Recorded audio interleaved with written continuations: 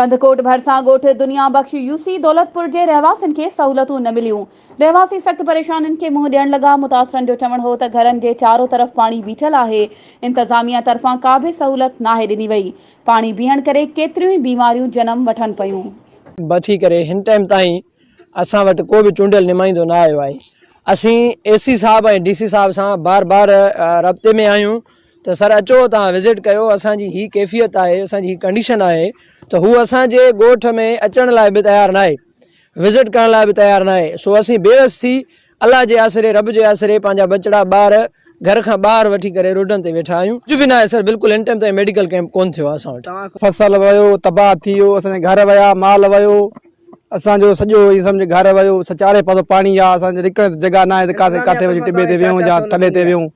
असां वटि कुझु न आहे बाबा, असां बुॾी विया, असां कुझु कंहिं ॾिनो त न, कुझु न आहे साईं, कुझु ॾिनो कंहिं कुझु ॾिनो त न, केरु संभाल न आयो।